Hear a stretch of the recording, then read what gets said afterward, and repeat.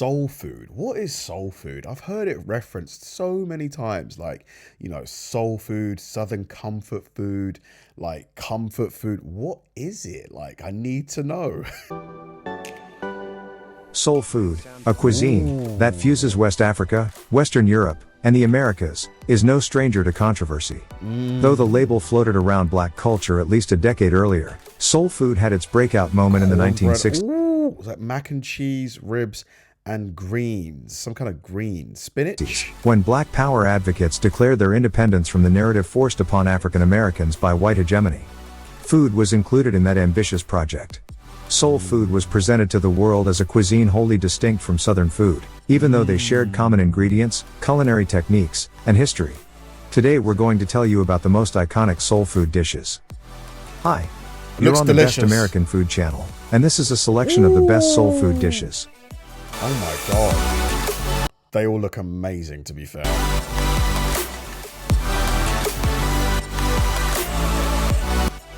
Number 10. Cornbread. There is no food more soul than the classic cornbread. The soft, but firm baked bread made with cornmeal is easily the most important memorabilia of the American past, which is especially associated with the American South.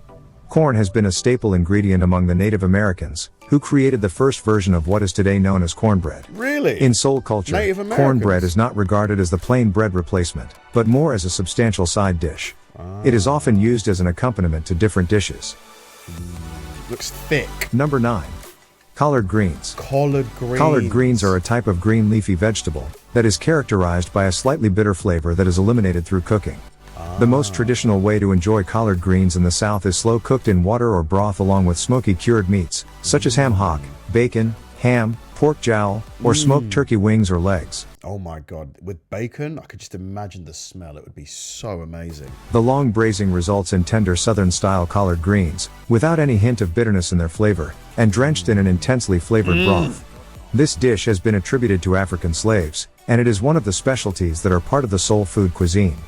Southern-style collard greens usually accompany various meat specialties, although they can also be eaten on their own. Number 8. Fried green tomatoes and fried okra. Fried green tomatoes are a staple. Wow, look how green these tomatoes are. Are these tomatoes basically unripened, or are they literally like green, no matter how long they're left on the vine? Of Southern United States. The dish is made with firm, unripe, and tangy green tomatoes that are sliced, dipped in seasoned cornmeal, then deep fried. Ideally, the tomatoes should have a crunchy crust and a succulent interior after the deep frying.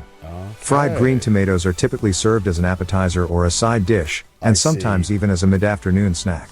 They can also be used as an ingredient for sandwiches, such as the fried green tomato po' boy. A popular side dish called fried okra is a must-have at any Southern festivity, and almost every Southern cook has a favorite recipe. Okra is usually coated with cornmeal or flour and shallow fried in oil. It is sometimes served with ranch dressing, used for dipping the fried okra in it. Gotcha. Oh my god, guys, this is making me hungry. I'm actually hungry watching this. Number 7. Banana pudding and peach cobbler. Banana pudding is a sweet treat originating from the southern United States. It typically consists of layered vanilla custard, sliced bananas, and wafers or ladyfingers. The concoction is then topped with either meringue or whipped cream.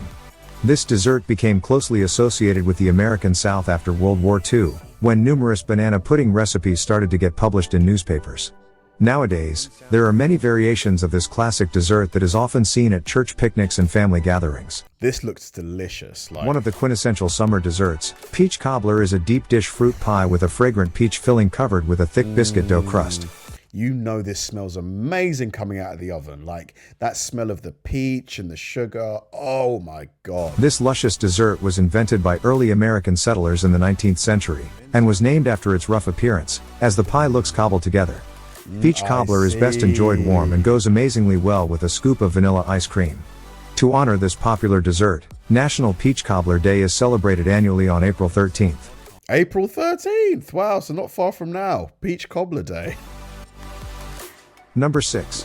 Sweet potato pie. Sweet potato pie is a traditional pie with origins in the southern parts of the United States of America, and it's especially popular in North Carolina. The dessert is prepared as an open pie without the top crust. Its interior usually filled a combination of milk, eggs, sugar, and mashed sweet potatoes. It is often flavored with spices such as vanilla or nutmeg in the South, while in the North, some like to top the pie with marshmallow pieces.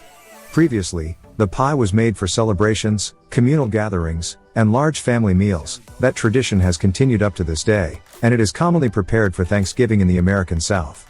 What does it taste like? Because I mean, I know what sweet potato tastes like, but with all the other ingredients like the nutmeg and all that stuff, like, does it really transform it, or do you really get that sweet potato flavor?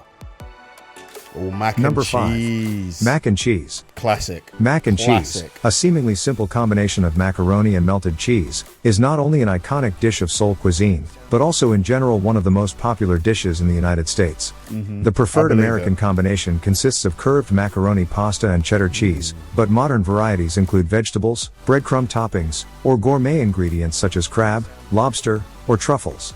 Mac and cheese is a cheap, no-frills dish that could feed the whole family, and it is no surprise it has become a mainstay in American kitchens. Oh my God, this mac and cheese looks absolutely unreal. Look at the color of the melted cheese and the, look how stretchy it is. Oh my God, get me a bowl of this right now. It is the ultimate comfort food and is often listed as one of the most iconic American dishes. Oh my God. Ooh, Number 4. What is this? Smothered pork chops. Look at this, man, with the mushrooms on top. This looks unreal. Smothered pork chops is a traditional dish from Louisiana consisting of pork chops smothered in rich gravy. Although there are many versions of this dish and just as many recipes, it is usually made with pork chops, onions, celery, bell peppers, garlic, flour, water, and Creole seasoning. The pork chops are fried often in bacon grease, smothered in gravy, then served, either as a dish in itself, or accompanied by rice, field peas, or smothered potatoes. Oh Number 3. My God, this is getting better and better. Look at this plate of food right here. I would just destroy this in, I reckon 5 minutes I would do this whole plate. Not even kidding. I would do this whole plate in 5 minutes. Red beans and rice, and Hoppin' John. Louisiana's comfort food is nicely represented in red beans and rice, a dish that is traditionally prepared on Mondays, with the aroma of red beans drifting through the neighborhoods. The dish originates from the New Orleans Creole kitchens of the 1700s and the 1800s. The beans are typically cooked over low heat throughout the day, with additions such as ham hock and andouille sausage. When served, the beans are spooned over hot rice, and the whole thing is often spiced up with some hot sauce. A classic soul food dish, Hoppin' John is a hearty combination of rice, black-eyed peas, and ham hock or bacon.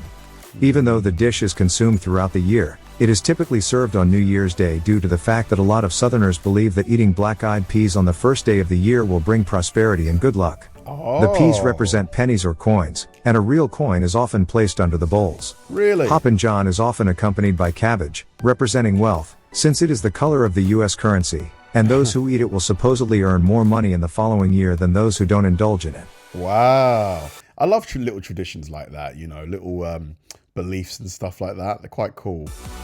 Oh my God. I love me some shrimp, and this looks absolutely incredible. What is this? Shrimp and grits. Okay. Number 2. Fried catfish, and shrimp and grits. Fried catfish or southern fried catfish is a traditional fish specialty from the American South. Catfish fillets are first soaked in buttermilk and then rolled in cornmeal mixture before they are deep fried in hot oil. The cornmeal crust gives the fish a unique flavor and nice crispiness on the outside while remaining tender and moist on the inside. Is catfish similar to like a cod or a haddock in terms of how, you know, the fleshiness of it, or is it quite a different cut, like a kind of fish, like a softer kind of fish? Fried catfish is traditionally served alongside cornmeal dumplings, known as hush puppies, tartar sauce, coleslaw, and sometimes fried pickles. This beloved southern fish dish is available in numerous fish fry eateries in the South. What started as a simple fisherman's dish made with shrimp cooked in bacon grease, then served over creamy grits, is today a cult southern dish. I've never tried grits. What are they like? Is it like porridge, or is it like oats? What's it closer to in terms of, you know, the consistency of it? Today, there are numerous variations of the dish found throughout the South, with added hot spices, barbecue sauces, tomatoes, and fried eggs. The dish is so popular that each September, there is the annual Shrimp and Grits Festival held on Jekyll Island in Georgia. Oh. Number 1. Fried chicken. The most popular food of the Southern cuisine, Fried chicken is the theme of many arguments where everyone involved seems to have a favorite, be it what their mothers used to make, a cult roadside eatery, or a bygone restaurant. I need to drink this coffee to kill my appetite. Oh my God. However, it is universally agreed that the meat must be moist, succulent, and tender, coated with a crunchy, golden brown crust. It all started during the colonization period, when Scottish immigrants settled in the South, bringing their fried chicken recipes along. The African slaves then introduced new seasonings and spices, and the dish quickly gained popularity. Typical seasonings include salt, pepper, and hot chilies, and the pieces of meat should be edible by hand so that the consumer can bite both the crust and the meat at the same time. Wow, look how crunchy this one looks. This one looks perfectly fried. Fried chicken are traditionally accompanied by buttered biscuits, southern potato salad, mashed potatoes, or cream gravy on the side. Chicken and waffles is a variation of fried chicken, which is an iconic dish of Seoul cuisine. Oh my God. What's your favorite guys. soul food dishes? I'm so hungry. Man, if you could only hear my stomach, it is growling like crazy. It's just going... Literally, I could eat everything on this video. Literally, every single plate of food on this video, I would demolish. Give me 30 minutes, and I think, honestly, everything that I was shown, I would eat. Soul food looks delicious. It just speaks to me on such a human level. Like, you know when you know that you would like something. Like, there's certain plates of food that you know if it's your cup of tea or not. And everything on this list is my cup of tea. I need to visit the South of America. I need to find some soul food restaurants, or even better, if some of you guys are really good cooks, if you want to invite me, I will bring some goodies from London and let's eat together. Let me know. Shoot me an email, kabirconsiders@yahoo.com. Let's make it happen. Thanks for watching, guys. If you enjoyed the video, please like and subscribe, and check out the video I'm going to link right below here. See you there.